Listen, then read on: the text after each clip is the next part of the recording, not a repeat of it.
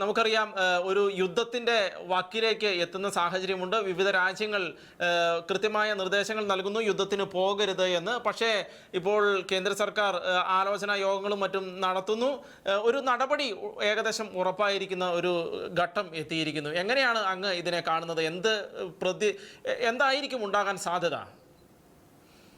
കഴിഞ്ഞ 24 മണിക്കൂറിനുള്ളിൽ അനവധി സുരക്ഷാ യോഗങ്ങളാണ് ഹയസ്റ്റ് ലെവലിൽ കൂടിയത്. ഇന്നലെ കേന്ദ്ര ഗവൺമെന്റിന്റെ ഉന്നത ഉദ്യോഗസ്ഥന്മാരും പ്രത്യേകിച്ച് പ്രധാനമന്ത്രിയും ആഭ്യന്തരമന്ത്രിയും പ്രതിരോധ മന്ത്രിയും ചേർന്നുകൊണ്ട് സംയുക്ത സേനാ തലവൻ അനിൽ ചൗഹാനെയും അതുപോലെ നാവികസേനാ തലവൻ, വ്യോമസേനാ തലവൻ, അതുപോലെ കരസേന മേധാവി, ഈ 3 പേരും ചേർന്നുകൊണ്ട് ദേശീയ സുരക്ഷാ ഉപദേഷ്ടാവ് അജിത് ഡോവലിന്റെ ഉൾപ്പെടെ സാന്നിധ്യത്തിൽ വലിയ തോതിലുള്ള ചർച്ചകളാണ്. ഏതാണ്ട് 90 മിനിറ്റ്, 1.5 മണിക്കൂർ നീണ്ടുനിന്ന ചർച്ചകൾ. അതിൽ എടുത്ത ധാരണകൾ, അവിടെ വന്ന ധാരണകൾ ഇതാണ്. 3 കാര്യങ്ങളിൽ രാഷ്ട്രീയ നേതൃത്വം സൈനിക നേതൃത്വത്തോടെ കർശനമായി 3 കാര്യങ്ങൾ പറഞ്ഞു. രാജ്യം ഒരു പ്രതികരണം ആഗ്രഹിക്കുന്നു. അതായത് പഹൽഗാം ആക്രമണത്തിന് ഒരു തിരിച്ചടി രാജ്യം ഇപ്പോൾ ആഗ്രഹിക്കുന്നു. ജനതയുടെ, അതായത് പ്രതിപക്ഷത്തിന്റെയും ഭരണപക്ഷത്തിന്റെയും സാമാന്യ ജനത്തിന്റെയും എല്ലാം വികാരം വ്രണപ്പെട്ടിരിക്കുന്നു. ഏറ്റവും ശക്തവും മാതൃകാപരവും ശാശ്വതവുമായ ഒരു തിരിച്ചടി ഉണ്ടാകണം എന്നത് ദേശീയ തലത്തിൽ കൺസെൻസസ് ആണ്. അതിന് സൈന്യത്തെ ചുമതലപ്പെടുത്തുന്നു. 2, സൈന്യത്തിന്റെ അതിനുള്ള കഴിവിൽ ഗവൺമെന്റിനും രാഷ്ട്രത്തിനും പൂർണ്ണമായ വിശ്വാസമുണ്ട്.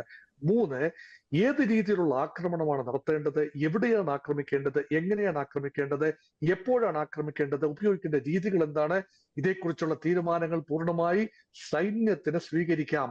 അതത് സമയത്തെ ബാറ്റിൽ ഫീൽഡ് തീരുമാനത്തിന് ഒരിക്കലും രാഷ്ട്രീയ നേതൃത്വത്തിന് അനുവാദം വേണ്ടിവരില്ല.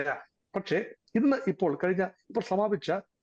ഇന്ന് പകൽ സമയത്ത് ഉണ്ടായിരുന്ന 2 പ്രധാന യോഗങ്ങൾ, കേന്ദ്ര ക്യാബിനറ്റിന്റെ രാഷ്ട്രീയകാര്യ സമിതിയുടെ യോഗവും കേന്ദ്ര ക്യാബിനറ്റിന്റെ സുരക്ഷാ സമിതിയുടെ യോഗവും കഴിഞ്ഞിരിക്കുന്നു.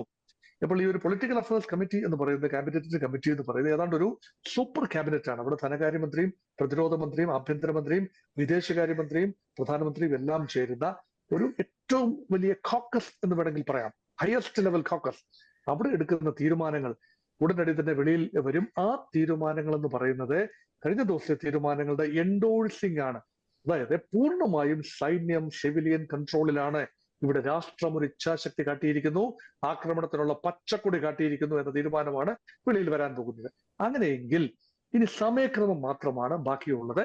അപ്പം അതിർത്തിക്ക് മറുവശത്തെ പാകിസ്ഥാൻ എന്തു വിധേനയും ഈ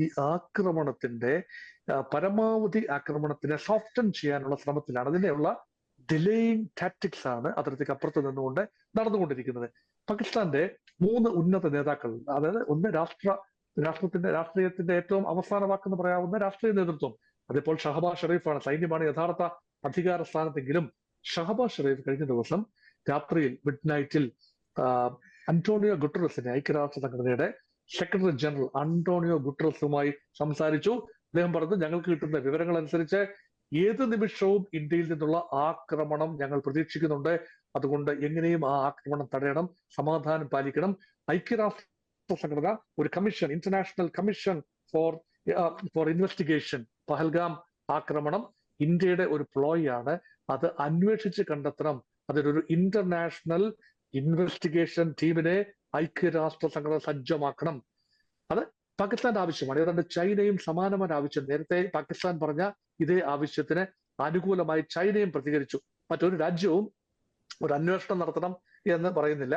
ഇന്ത്യ നടത്തിയ അന്വേഷണം സ്വീകാര്യമാണ് എന്ന രീതിയിൽ തന്നെയാണ് ഇന്ത്യയുടെ നയതന്ത്ര നീക്കങ്ങളിലൂടെ മറ്റു രാജ്യങ്ങളുടെ ഒരു ചിന്ത. അതുകൊണ്ട് ചൈനയും പാകിസ്ഥാനും ചേർന്ന ഒരു അച്ചുതണ്ട് മാത്രമാണ് ഇപ്പോൾ ആ ഒരു നീക്കത്തിന് പിന്നിൽ. അതിലേക്ക് ഐക്യരാഷ്ട്ര സംഘടനയെ കൊണ്ടുവരികയും അതുവഴി കാശ്മീർ വിഷയത്തെ അന്താരാഷ്ട്ര ശ്രദ്ധയിൽ കൊണ്ടുവരികയും ചെയ്യുന്നു. നോക്കൂ, ഹമാസ് ചെയ്തതിന് സമാനമായ ഒരു നീക്കത്തിൽ തന്നെയാണ് പാകിസ്ഥാൻ ഇപ്പോൾ നീക്കുന്നത്. കാരണം ഹമാസിനെ സംബന്ധിച്ചിടത്തോളം ഇസ്രയേലിന്റെ ഒരു തീരുമാനം, ഇസ്രയേലിനെതിരെ നടന്ന ആക്രമണത്തെ അന്താരാഷ്ട്രവൽക്കരിക്കുക എന്നതാണ്. കാരണം ഇന്റർനാഷണലൈസ് ചെയ്യാൻ ഹമാസിന് കിട്ടിയ ഏക അവസരം ആണത്. കാരണം അല്ല എങ്കിൽ ഹമാസിന് എങ്ങനെയാണ് അന്താരാഷ്ട്രവൽക്കരിക്കാൻ കഴിയുക? ഈ വിഷയം പലസ്തീൻ വിഷയം മനുഷ്യ മനസ്സുകളിൽ നിന്നും മറഞ്ഞു പോകും എന്ന ഘട്ടമായപ്പോൾ ഒരു ആക്രമണത്തിലൂടെ ലോക ശ്രദ്ധയെ പലസ്തീൻ കോസിലേക്ക് ആകർഷിച്ചത് മാതിരി കാശ്മീർ വിഷയത്തെ ലോക ശ്രദ്ധയിലേക്ക് കൊണ്ടുവരികയാണ്. അതിന്റെ ഭാഗമായിട്ടാണ് ഷിംല കരാർ ഏകപക്ഷീയമായി പാകിസ്ഥാൻ റദ്ദാക്കിയത്. അതിനർത്ഥം എന്താ? 1947 നിലവിലിരുന്ന ആ ഒരു വെടിനിർത്തൽ രേഖ ഇപ്പോൾ അപ്രസക്തമായി.